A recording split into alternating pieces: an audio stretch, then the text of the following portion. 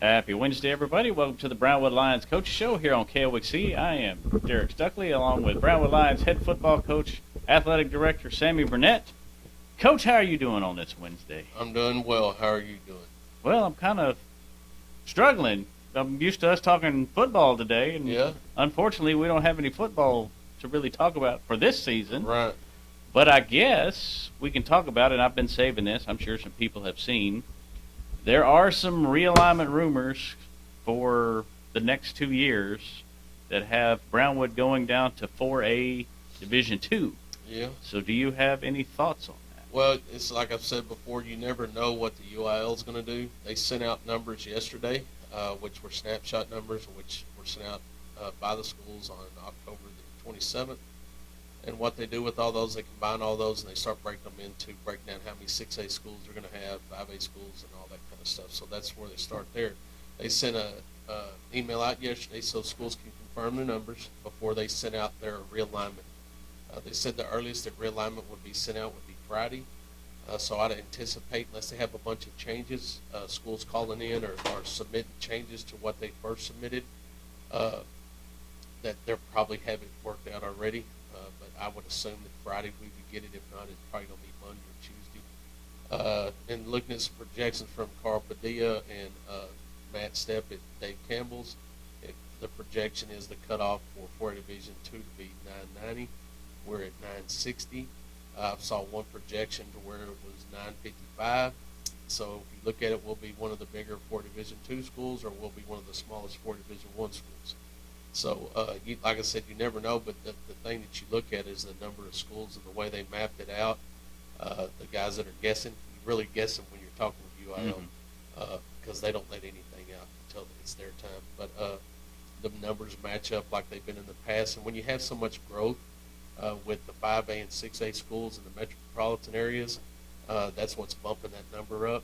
We saw a large increase last year, which is higher than I've ever seen.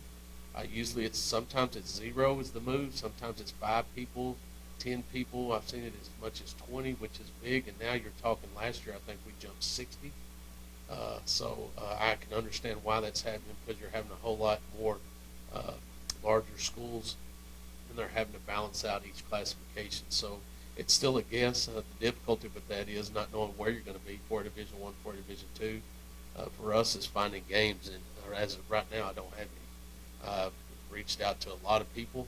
Either they just don't want to play or their schedule's full. So I'm really struggling with that, but I'll continue to work on that until February the 1st for sure. And then we don't have them on that day. It's just grab what you can on realignment day, which is February the 1st. They'll tell you what district you're in. We'll already know what classification. People scramble for games, and usually if you haven't found games by noon, 1 o'clock on that day, you're probably not going to find them. So we'll send, if we can't get our schedule complete, we'll send coaches to all regions, and we'll just start. Basically, you're going to take what you can get. That means you may travel further. You may do some things you don't want to do. But when I first got here, we only had 9 games, and that's not good. Kids need to play games, and we were fortunate to pick up Grand Oaks from Conroe, which was they're a 6A school, but they were on their 2nd year, and they needed a game, so we're able to meet them in Taylor and play them there. So it could be some scenarios like that, but I've reached out to just about everybody I know from 3A Division I to 5A Division II, and see if we can't find some games, so hopefully some will start trickling in, and we can get our schedule filled.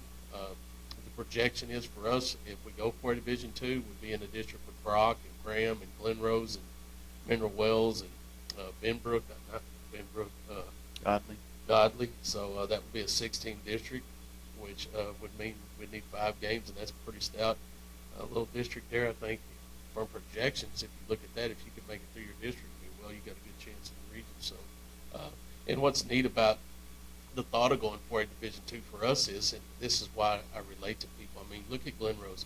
Glenrose is supposed to be on a down year. They're very talented. They got a very good coach. They played a very good ball game against us. They're playing in the semifinals right now. The difference between us and most 4 Division I schools right now is we really put about 32 to 35, 37 kids on the field. We have a lot of kids going both ways. When you have a roster that has 50 to 55 to 60 kids, like a lot of the 4 Division I schools have, they don't play both sides of the ball. For example, Quit McCarty, Weston Wolf, Stevie Ramirez, those guys that we have, Marcelo Hook or Hayden O, those guys that are playing both ways. And what that does is by the fourth quarter, you got guys that have already played 100 plays compared to a kid that's played 50, so they're fresher and they're able to wear on you. So us going for a Division II would balance that scale a little bit, which would be neat because we always know we have to be up in the third and fourth quarter or people have a chance to come back because our kids, it's just a fact. When you're working twice as hard as someone else, you get a little tired. So that would be a balance scale for us, which would be good. But either way, we're willing to go Division I or Division II, whatever it is, and do what we do. All right, so that was going to be my next question. Do you have a preference, either Division I or Division II? To be honest, if I had a preference, it'd probably be for Division II, just simply for what I just stated.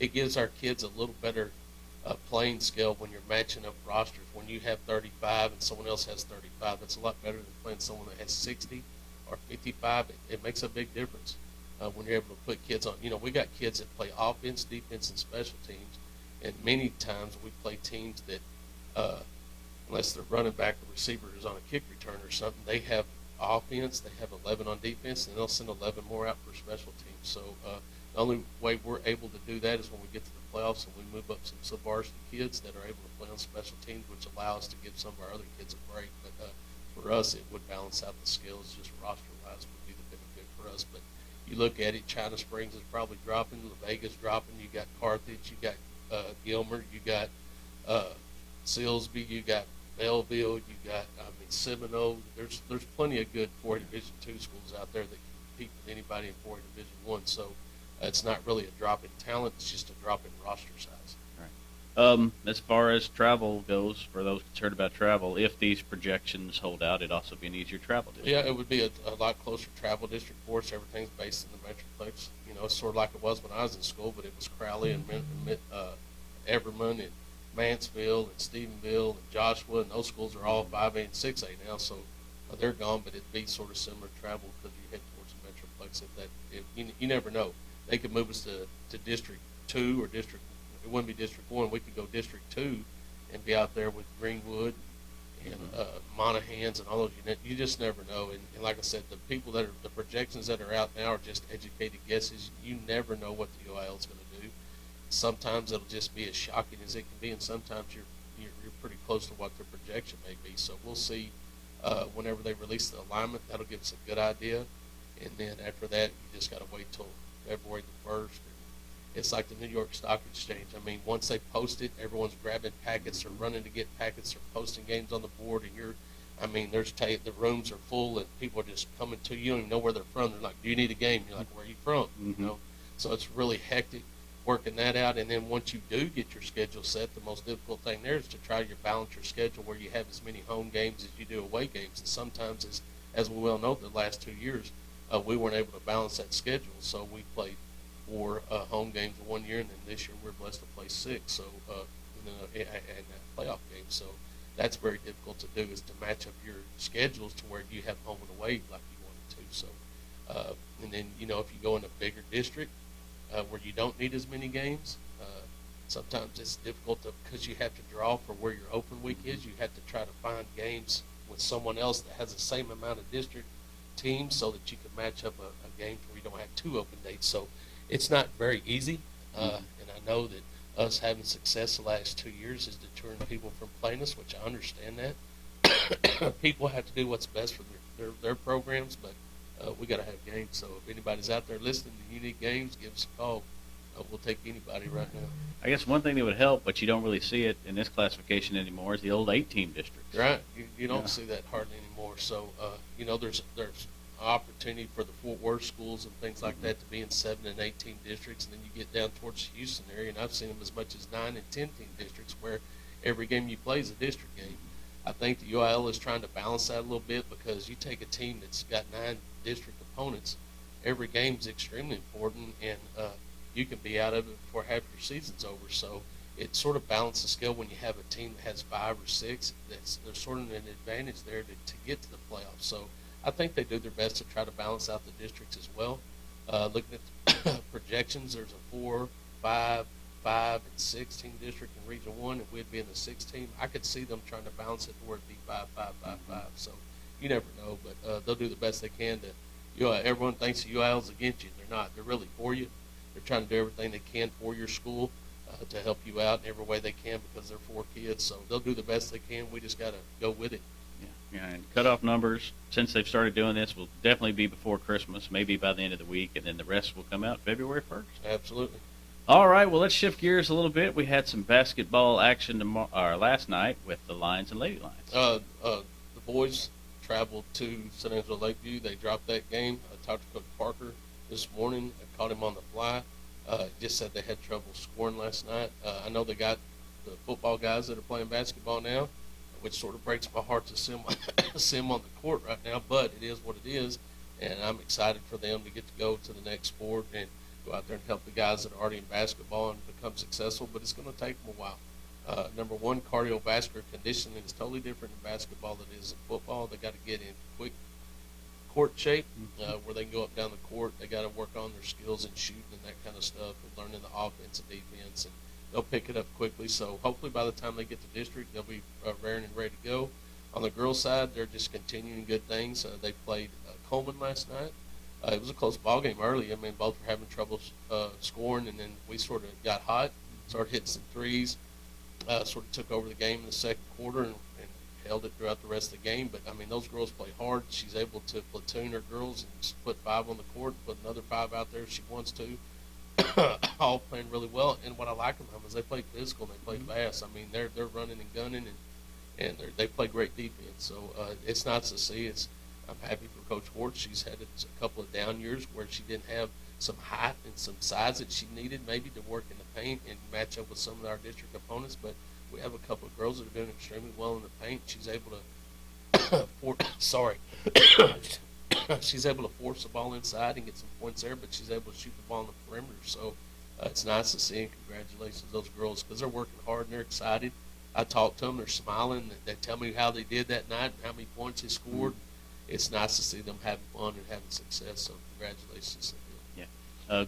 Coach Parker sent over the book last night after the game. There's 10 football guys now on the varsity basketball roster. So it's basically like a whole new team. It's like starting from scratch. Yeah, and like I said, the guys, those 10 guys, I mean, they can't walk and chew gum right now, so they're having to transition from a totally different sport to something else and change their mindset. We know they're talented. But like I said, if you're not shooting the ball, unless they come up on an open gym on Sunday or something to shoot, we allow them to do that. That they're going to have to take some time to get in the groove, and that's where those guys that are straight basketballers can carry the load until they get in the groove, and he can start substituting some of those guys in, get more acclimated. And like I said, it doesn't mean anything until you get to district. I know everybody wants to have a great record. I always like to have a great record, but in the bottom line, it comes down to this. How are you going to do in district? How are you going to get to the playoffs? What are you going to do when you get to the playoffs? And that's what's most important. So I know Coach Parker worked extremely hard. Those guys are going to work extremely hard. They'll get going with the flow pretty quick, and I expect to see great things from them. I saw that. I think they got 4 games this weekend, or at least 4 games this weekend in tournament action, so they'll get a chance to get some rust off. Yeah, the 9th grade and the JV are going to Brady to play a tournament Thursday, Friday, Saturday, so that's good for them. We have a lot of kids that are that were football players that are now playing with the JV, so it'll give a chance for them to get together. The varsity boys will travel to Hamilton and play in the tournament Thursday, Friday, Saturday. So more games they can get in right now, the better off they're going to be. Our girls will host Goldthwaite at 5 o'clock and 6:15 in Warren Gym on Friday. And again, remember, our girls will kick off their scrimmage season with the scrimmage at Alvarado starting at 4 o'clock and 5:30 on Friday. So we have basketball Thursday, Friday, Saturday on the road. Our Thursday, Friday, Saturday for the boys on the road, and then our girls will host here against a good Goldthwaite team. I think they're top 10, top 15 team. They got a very good girls program at Goldthwaite right now. They finished second in cross country as a team, so they got some girls that are really doing well right now. So it'll be good for us to test our mettle now. We've got a couple of weeks to play, and we faced them earlier, and they got us. So we'll see if we can bounce back and get them in the rubber match. There you go. Definitely. Anything else we need to mention today, Coach? Did we hit everything? Well, we may have something else, Star, I believe. NASCAR report? No. Little something for the District 2 4A Division I Coach of the Year, who failed to mention that Monday. That's not important.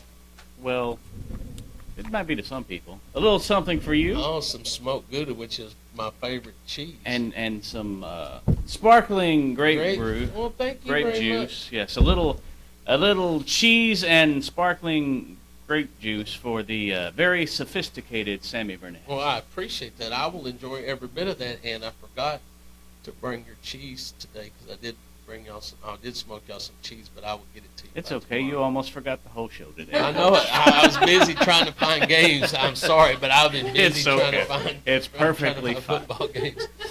All right. Anything else we need to mention today, Yeah, Coach? let's thank those sponsors: Auto Glass Magic, Burner Auto Group, Syntex Body and Paint, Syntex Equipment Sales, Citizens National Bank, Dan Hill Containers, Dr. Bon Young, Dr. Pepper Bottling Company, Edward Jones Investments, Hendrick Medical, Howie Enterprises, Humphrey Peaks, Hartman Funeral Home, Landmark Admin, MC Bank, Painter Johnson Associates, Smith and Sharp Agencies, Sonic Drive-In, Stanley Chrysler, Texas Bank, Weldon Wilson Electric, Western Bank, and Willie's Tees.